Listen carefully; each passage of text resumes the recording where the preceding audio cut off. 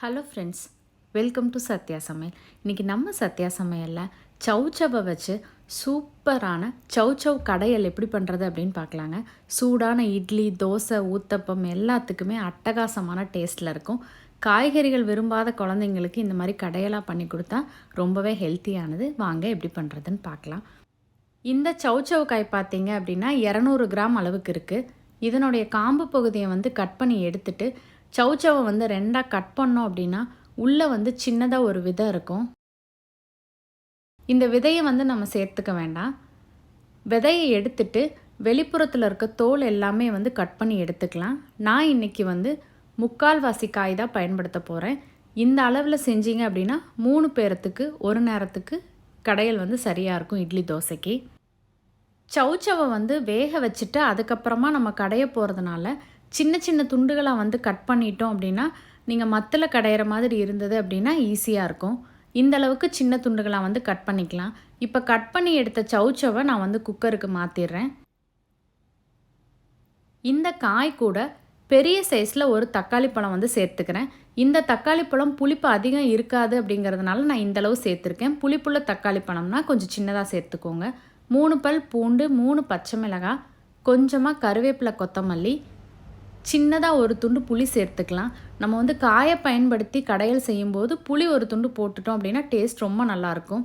1/2 spoon sambar பொடி, 1/4 spoon அளவுக்கு மஞ்சள் தூள், தேவையான அளவுக்கு உப்பு, இதெல்லாமே சேர்த்துட்டு ஒரு வாட்டி கலந்து விட்டுருங்க. கலந்ததுக்கப்புறமா 1/4 கப் அளவுக்கு தண்ணி சேர்த்துக்கோங்க காய் வேகிறதுக்காக. இந்த காயும் தண்ணி விட்டு வேகும், அதனால் தண்ணி கொஞ்சம் குறைவாகவே சேர்த்துக்கோங்க. நல்லா கலந்ததுக்கப்புறமா குக்கரில் வெயிட் போட்டு 4லேருந்து 5 விசில் நம்ம விட்டுக்கலாம்.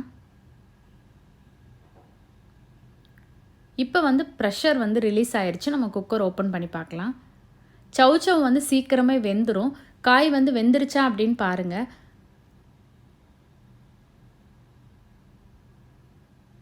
காய் சூப்பராகவே வெந்துருச்சு.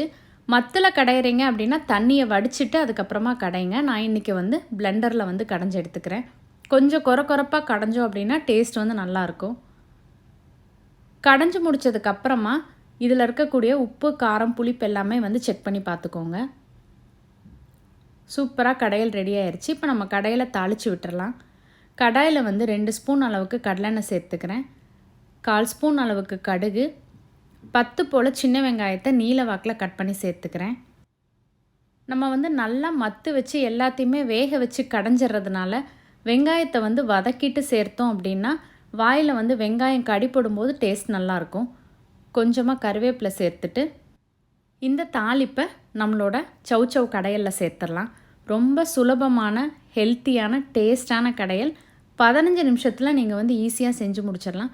இந்த ரெசிபி உங்களுக்கு பிடிச்சிருந்தா மறக்காமல் உங்கள் ஃப்ரெண்ட்ஸ் எல்லாத்துக்கும் ஷேர் பண்ணுங்கள், லைக் பண்ணுங்கள், கமெண்ட் பண்ணுங்கள், நம்ம சேனலை சப்ஸ்கிரைப் பண்ணுங்கள்.